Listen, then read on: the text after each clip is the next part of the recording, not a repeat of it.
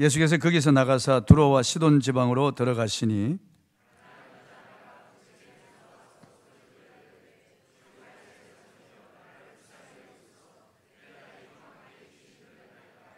예수는 한 말씀도 대답하지 아니하시니 제자들이 와서 청하여 말하되 그 여자가 우리 뒤에서 소리를 지르오니 그를 보내소서.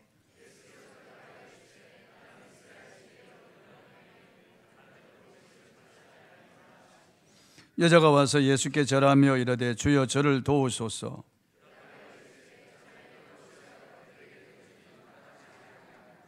여자가 이르되 주여 올소이다마는 개들도 제 주인의 상에서 떨어지는 부스러기를 먹나이다 하니 대답하여 이르시되 여자여 내 믿음이 크도다 내 소원대로 되리라 하시니 그때로부터 그의 딸이 나으니라. 아멘.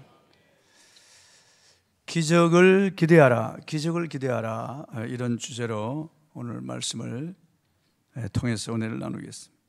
국어사전에 보면 기적이란 자연법칙을 초월하여 사람의 생각이나 힘으로는 도저히 파악할 수 없는 불가사의한 현상이라고 되어 있습니다.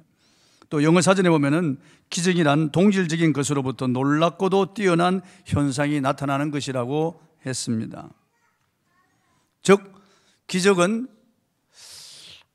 하나님이 현실 세계에 개입하심으로 자연법칙을 잠재하시고 하나님의 놀랍고 은혜로운 그런 현현 혹은 하나님의 능력을 나타내시는 것, 그렇게 성경적으로 정의해 볼 수가 있겠습니다.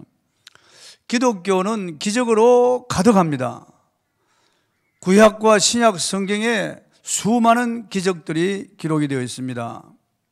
기록된 것만 보더라도 예수님이 불치병 환자를 치유한 것이 26번 기록되어 있습니다.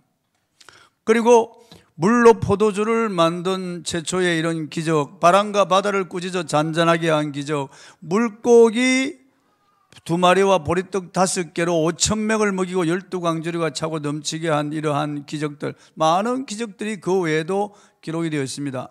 사도 요한은 예수님이 행하신 그 일을 다 기록한다면 이 세상이라도 그 책을 두기에 부족할 정도로 엄청난 그런 일을 하셨다는 거예요.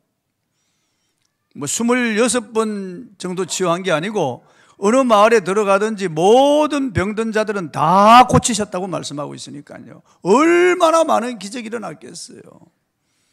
구약에도 천지 창조부터 기적 아니겠어요? 천지 창조부터 기적이죠. 그러니까 쭉 계시록까지 다 기적이에요. 성경에서 기적을 빼버리면은 우리가 믿을 게 없죠. 기적을 빼버리면. 아니 우리 이성적으로 논리적으로 합리적으로 상식적으로 과학적으로 우리가 분별되어지고 이해되어지는 그 누구든지 다 믿죠. 전능하신 하나님께서 물리적 법칙 그리고 자연 법칙을 잠재하고 하나님이 개입하시는 것, 그게 기적인데 우리는 신앙생활 하면서 여러 가지 기적을 경험합니다. 저도 여러 기적을 경험했습니다. 제 누님도 그렇고 내 매형도 그렇고 기적이죠, 기적. 의사가 포기한 그런 말기암, 그것도 그 11개월 동안 아무것도 먹지 못한 사람이 지금 살아서 20년 이상 저렇게 건강하게 활동하니까 그건 여러 가지 기적이죠. 그러면 어떤 사람에게 기적이 일어나는가? 그건 몰라요. 하나님의 절대 주권에 속한 것이기 때문에 그분의 그 계획하에서 그분의 주권하에서 이루어지는 일이에요. 그분이 주시고자 하는 자에게 기적을 주시는 거예요. 그분이 베푸시고자 하는 자에게 기적을 베푸시는 거예요. 그분이 하시는 일이기 때문에 어떤 사람에게는 기적이 일어나지 않습니다. 그러나 어떤 사람은 기적이 일어납니다. 기적이 일어나지 않는 사람은 믿음이 없다라고 말할 수 없어요. 그분이 하시는 거니까. 어떤 사람은 반드시 기적이 필요하다고 믿음으로 간절히 매달리는데도 기적이 일어나지 않습니다. 그런데 어떤 사람은 너무 쉽게 또 기적을 경험하기도 합니다. 전적으로 그분의 주권이고 그분의 은혜에 의해서 일어나는 것이 기적이라고 봅니다. 지금 시중에 나와 있는 기적인가 우연인가라고 하는 책이 있습니다. 리스토로벨이 지은 겁니다. 이 사람은 철저한 무신론자로 살다가 기독교인이 된 분입니다. 리스토로벨. 시카고 트리뷴지의 기자입니다. 이분은 아주 논리 정연한 분이죠. 기자니까요. 이분은 이 비이성적, 비논리적인 거 믿지 않습니다. 비과학적인 거 믿지 않았다고요. 그런 기독교에 대해서 아주 공격하고 날카롭게 비방했던 그런 사람인데, 이 사람이 하나님을 만나고 돌아왔습니다. 그래서 특종 믿음 사건, 예수는 역사다, 이런 베스트셀러를 통해서 기독교를 변정하는 그런 변정가가 되었습니다.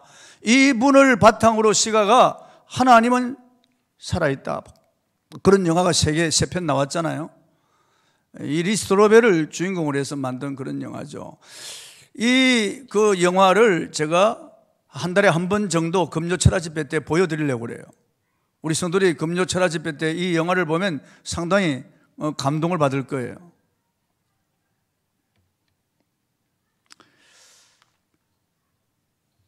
그는 기적인가 우연인가?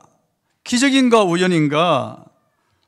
이 책에서 기적을 역사 속에 활동해 오신 하나님을 보여줄 목적으로 평소의 자연 질서에 한시적으로 예외가 되게 하나님의 능력으로 실행하시는 사건으로 정의하고, 이 조건에 맞는 기적의 다양한 실제를 소개했습니다. 이 저자가 만난 전문가는 에즈베리 신학대학원의 성경학 교수인 크레이크 키누 박사인데요. 키누 박사는 방대한 사도행전 주석을 쓰던 중에 신약 문서에 나오는 초기 기독교 운동의 기적에 대해서 각 줄을 달다가 아예 기적 전문서를 따로 펴낸 당대 최고의 신학자 중 한 명입니다. 이분에 의해서 입증된 기적 사례는 상상을 초월합니다. 이 저자는 키누 박사가 전 세계를 다니며 수집한 기적 이야기를 들려주면서 이 시대에도 하나님은 초자연적으로 일하신다고 설명을 합니다. 키누 박사의 처형이 죽었다가 살아난 이야기, 청력을 되찾은 아이, 30년 내과로 근무한 의사가 증언하는 치유 이야기, 심장마비로 죽은 사람이 순식간에 정상 심박을 회복하며 살아난 이야기 등은 전율을 주는 겁니다. 또 저자인 리스토로벨은 오늘날 무슬림 세계에서 번번이 발생하는 꿈과 환상에 대해서도 소개합니다. 중동 전문 톰 도일 선교사는 초자연적 현상이나 꿈을 경험한 뒤에 이슬람교를 떠나 기독교에 들어선 무슬림은 수없이 많다고 하면서, 이는 이슬람교 태동 후 1400년보다 지난 20년 사이에 회심한 수가 더 많다는 거예요. 1400년 동안 무슬림이 시작된 지 1400년 전에 마호메트에서 시작됐는데 1400년간 무슬림이 회심하고 기독교 신자로 돌아온 그 수보다 지난 20년간 이런 회심하고 돌아온 무슬림 수가 훨씬 많다는 거예요. 그 왜 그러냐? 그 사람들의 대부분이 환상을 보고 꿈을 통해서 예수님을 만났다는 거예요. 꿈과 환상이 하도 빈번해서 이집트에서는 신문 광고까지 났다고 합니다. 흰옷 입은 분을 꿈에 본 적이 있습니까? 그분께 당신을 위한 메시지가 있습니다. 이 번호로 전화를 주십시오. 이런 광고가 신문에 실렸다는 거예요. 무슬림들에게 이토록 꿈과 환상이 많이 나타나는 것은 꿈을 중시하는 문화, 전 세계 무슬림의 50%가 문맹임을 감안한 하나님의 특별한 개입이라고 설명합니다.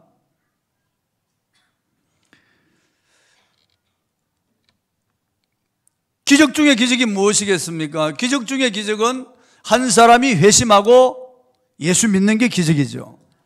기적 중의 기적이죠. 오늘 우리가 박효진 장로님의 간증을 들었는데 그 용필이 사건 말이에요.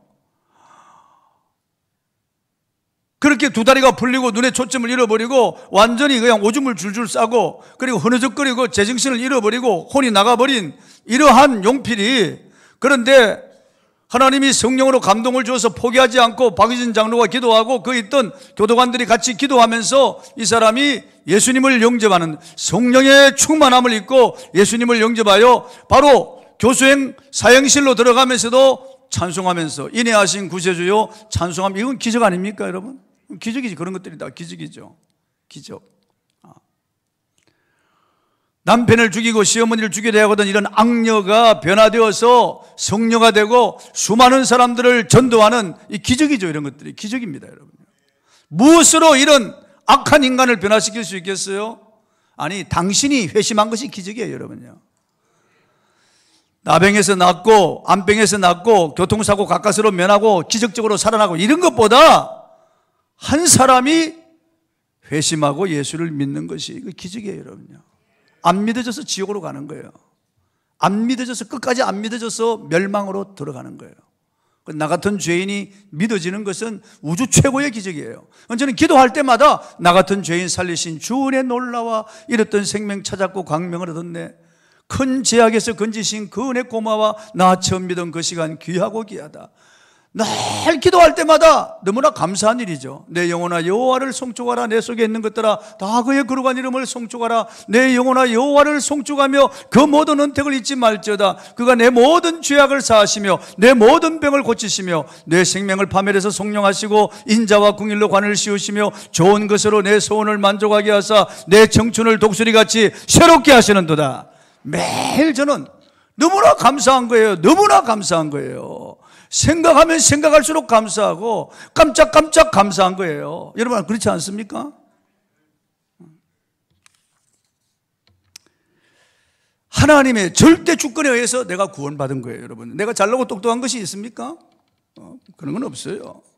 그렇다면 그 사람은 교만한 사람이에요. 기독교 가정에서 태어났다고 예수 믿는가요? 아니에요. 여러분요.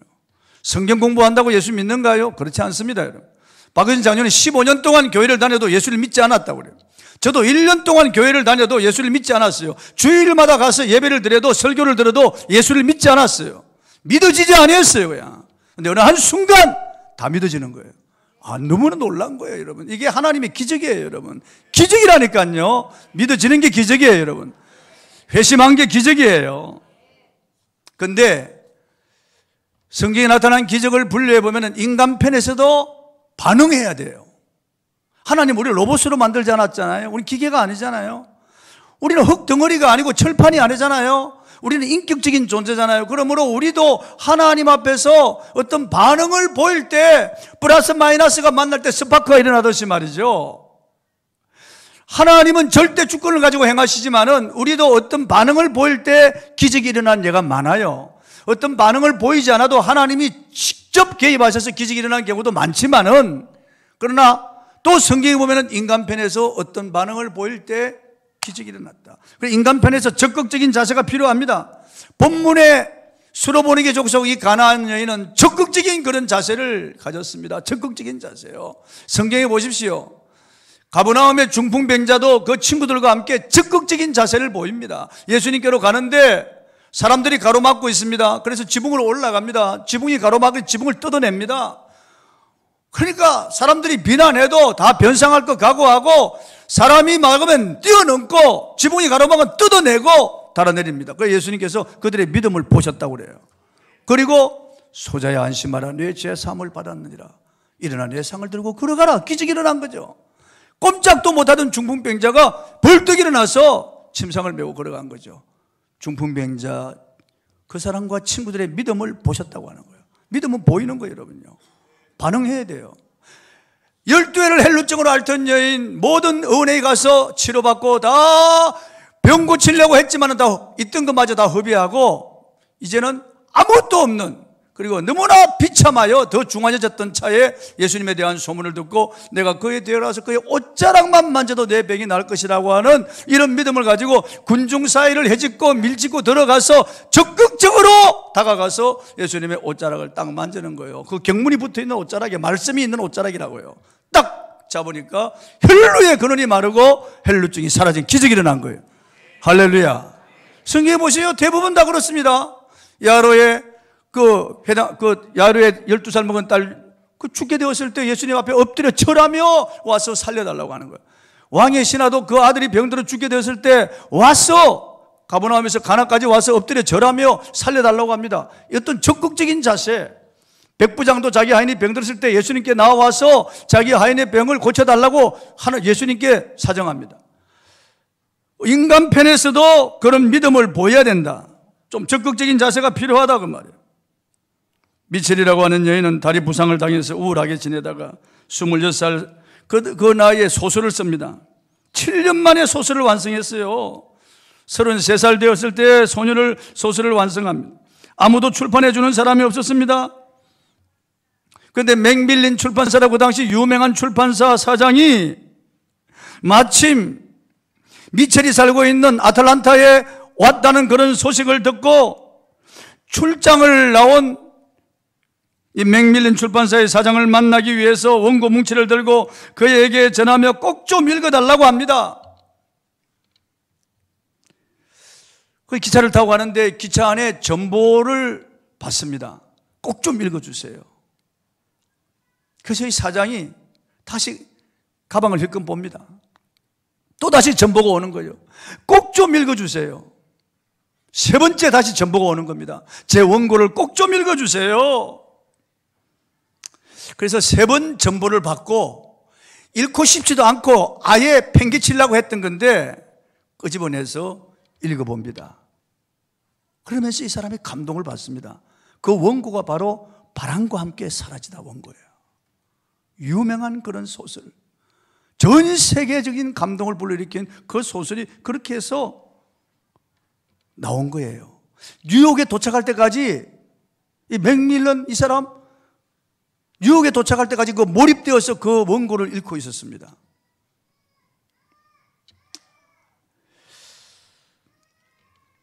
만약 미첼이 그냥 적당하게 읽겠지 생각하고 그냥 두었다면 끝났을 거예요. 그 원고는 세상에 탈고되어 나오지 못했을 거예요. 그러나 계속 전보치고 또 읽어달라고, 전보치고 또 읽어달라고 전보치고. 여러분, 이런 어떤 적극적인 자세가 우리에게 필요합니다. 세상에서도 이런 적극적인 자세를 가진 사람이 성공할 확률이 높습니다. 세상 사람들도 적극적으로 하면은 다 그 사람 인정해 줍니다. 감동을 받습니다. 하나님께서도 이런 적극적인 자세를 가진 사람에게 은총을 베풀어 주실 확률이 훨씬 많아요. 그렇기 때문에 우리가 하나님 앞에 적극적인 그런 자세를 가질 필요가 있습니다. 백부장은 내 종 예수님만 모시면 나을 수 있다는 그런 확신을 가졌어요. 적극적으로 나갑니다.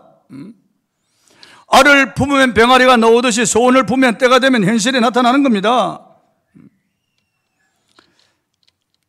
태도가 너무 중요한 거예요. 예배 태도가 너무 중요한 거예요. 우리 박 장로님이 예배 태도에 대해서 아주 강력하게 그분이 말씀하고 간증을 했습니다. 예배 태도가 얼마나 중요한지, 예배가 신령과 진정으로 드리는 예배가 얼마나 중요한지 말이에요. 예배 태도. 예배 태도를 보면 그 사람의 신앙을 알 수 있습니다. 예배 태도를 보면 그 사람의 믿음의 성숙도를 알 수 있습니다. 찬송 부를 때 입을 열지 않는 사람을 봅니다. 넋이 나간 거죠. 다른 생각하고 있는 거죠. 설교할 때 이렇게 가끔 제가 실제 봅니다. 이렇게 보면은 눈 동자가 이렇게 돌아가는 사람이 있어요. 돌아가는 사람. 예배 태도가. 찬송을 부를 때 힘있게 부를 때 은혜가 됩니다. 말씀을 들을 때 집중하여 스펀지가 물을 빨듯이 사모하는 마음으로 말씀을 들을 때 은혜가 되는 거예요. 은혜가 되는 거예요, 여러분. 보십시오. 그 박유진 장로님 그 다니던 그 교회 말이죠. 진보면 그 교회 나이 많은 그 할아버지 목사님 말도 제대로 하지 못하고 은울해가지고 제대로 발음 알아듣지 못하는데도 그게 하나님의 은혜가 임하니까 그 은혜가 되는 거예요. 그 목사님이 설교해도 은혜가 되는 거예요. 그 교회에서 명문교회 이덕진 목사님 집사로, 그분도 장로로 거기서 근무하다가 이덕진 목사는 그 고등학교 교사로, 중학교 교사로, 자기는 청송가무소 그 교도관으로 있다가 같은 교회에 있다가 한 분은 신학 총신대 신대원을 하고 목사가 되고 자기는 올라와서 장로가 된 거예요. 그런데 그렇게 어눌한 목사님이지만은 그 목사님 말씀에 은혜를 받으려고 그렇게 사모하고, 그러니까 하나님이 은혜를 주시는 거예요. 하나님 쓰시는 거예요. 그렇게 안양 가면 세중앙교회라고 있습니다. 한 10,000명 이상 모여요. 그게 이자 전도사님 우리 교회에 와서 간증을 했습니다. 말씀을 전했어요. 그분이. 내가 물어봤어요. 정말 10,000명이 오느냐? 체크한대. 한 사람 한 사람 다 체크. 교육자들이다. 10,000명 이상이 모인대요. 10,000명은 벌써 넘어갔대요. 어른만 10,000명 이상이 모인대요. 근데 그 내가 홈페이지에서 담임 목사님 설교 들어보니까 파킨슨씨 병으로 발을 들고 있어요. 그리고 계속 설교하는데 무슨 말씀인지 잘 알아들을 수가 없어요. 그런데도 20년 동안 파킨슨 병과 싸우면서 강단에서 몸을 제대로 가누지 못하고 발음하는데 제가 알아들을 수 없을 정도 되면은 성도를 제대로 못 알아듣는 거예요. 그런데도 사람들이 아멘하고요. 그렇게 많이 모이는 거예요. 지금 그 사위가 담임 목사가 됐어요. 올해 사위가 담임 목사직을 물려받았어요. 그러니까 여러분, 우리 태도가 얼마나 중요한지 압니까? 우리 예배 태도가 너무 중요한 거예요. 중요한 거예요. 저는 어떤 분을 볼 때 너무 안타깝고 참 마음이 슬프고 힘들 때가 있어요. 예배드리는 하나님 앞에서 예배드리는 그런 예배 태도를 볼 때, 이 수로보내기의 족속 가나안 여인은 적극적인 그런 자세를 가지고 주님께로 나아갑니다.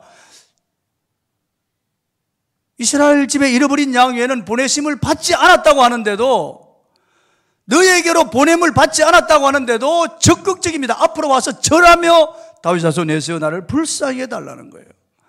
잔이의 떡을 취하여 개들에게 던짐이 마땅치 않다고 이런 모욕적인 말씀을 하시는데도 옳소이다 하고 적극적으로 주님의 은혜를 구하는 이 여인에게 기적을 베풀어 주시는 거예요. 기적을 베풀어 주시는 거예요. 따라 내 믿음이 크도다 칭찬하는 거예요. 여러분, 이스라엘 사람 누구에게 주님이 이렇게 칭찬한 기록이 있나요? 오직 이 이방 여인, 수로보내기 족속 가나안 여인, 이 여인에게 주님이 이렇게 크게 칭찬한 거예요. 성경에 가장 큰 칭찬을 받은 여인이, 물론 다른 사람 있을 수 있겠죠. 그러나 성경에 기록된 가장 큰 칭찬을 받은 여인이 바로 이 여자예요. 유대인도 아니에요. 북쪽의 이스라엘인도 아니에요. 투로와 시돈 지경에 살고 있는, 오늘 같으면 레바논, 그리고 그 가나안 족속, 수로보내기 족속 가나안 여인이에요. 이 여인은 끝까지 소원을 주님께 아뢰입니다. 내 딸이 흉악히 귀신 들렸나이다. 나를 불쌍히 여기소서. 제자들이 방해해도, 예수님이 안 준다고 그래도, 예수님이 모욕을 해도 이 여자는 끝까지 자기의 소원을 아뢰면서 자기의 딸의 흉악한 귀신을 쫓아달라고, 자기 딸의 병을 고쳐달라고 기도합니다. 여러분, 뜨겁게 기도하는 그런 기도가 우리에게 필요합니다. 새벽기도에 보면은 그때 이렇게 자리에 있던 분들이 없는 분들이 있어요. 이런 기도의 자리를 빠지면 안 돼. 기도의 장소, 기도의 그 시간을 귀하게 여기게 돼요. 철야 집회도 이렇게 보면은 있어야 될 분들이 안 보이는 분들이 있어요. 너무 안타까운 마음이 듭니다. 기도해야 됩니다. 정말 내가 기도하지 않으면 어떡합니까? 기도해야 됩니다. 솔로몬은 왕이 되고 난 다음에 기브온 산당에 1000번제를 드리며 기도합니다. 그는 저는 어린아이입니다. 출입할 줄 모릅니다. 누가 주의 백성을 재판할 수 있사오리까? 저에게 지혜로운 마음을 주사 주의 백성을 재판하여 선악을 분별하게 하소서. 기도했는데 소원 성취합니다. 내가 너에게 지혜를 주어서 전에 너와 같은 왕이 없고 후에도 너와 같은 왕이 일어남이 없단 말이야. 그리고 너가 구하지 않은 부와 기와 영화와 장수도 너에게 주겠다. 엄청난 보관이에요. 그러니까 우리가 하나님께 기도해야 됩니다. 너희가 얻지 못하면 구하지 아니하며 구해야 됩니다. 끝까지 구하고 찾고 두드리고 말이에요. 결혼 상대자를 구하고 구했으면 또 찾아보고, 또 없으면 또 두드려보고, 계속 구하고 찾고 두드리고, 계속 항상 기도하고 낭망치 말아야 됩니다. 이 여인처럼 계속 그래야 기적이 일어나는 거예요. 5만 번 기도 응답받은 기도의 아버지, 그리고 고아의 아버지 조지 밀러 목사님, 1835년 11월 30일 그의 일기에 이렇게 기록되어 있어요. 어제 아침 너무나 돈이 필요해서 주님께 진심으로 기도했다. 그런데 그 응답으로 어젯밤 한 형제가 나에게 10파운드를 보내주셨다. 아침의 기도가 저녁에 보내준 기부금으로 응답되었다. 놀라운 일이죠. 그리고 또 이렇게 기록되어 있어요. 기도의 시간을 즐겁게 할애할 수 있는 자만이 삶의 진정한 행복을 누릴 줄 아는 자이다. 또 이렇게 기록되어 있어요. 1시간 기도한 후 4시간 일하는 것이 기도 없이 5시간 일하는 것보다 많은 일을 할 수 있다. 또 난 빌립보서 4장 19절 말씀을 가리키며 기도하여 응답받지 못한 적이 한 번도 없다. 빌립보서 4장 19절이 무슨 말씀입니까? 나의 하나님이 그리스도 예수 안에서 그 영광 가운데 너희 모든 쓸 것을 채우시리라. 그 말씀이에요.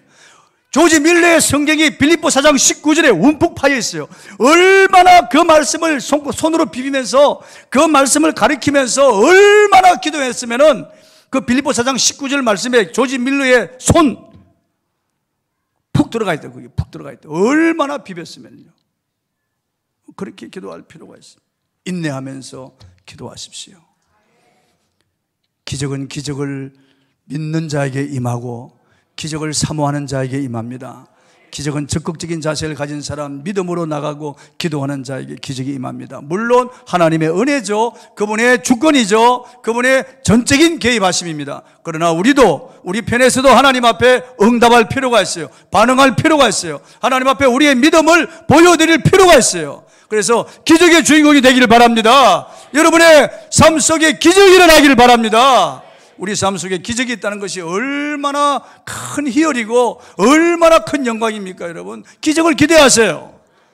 지금 힘들고 어려워도 기적을 기대하세요. 너무 실망스러워도 기적을 기대하세요.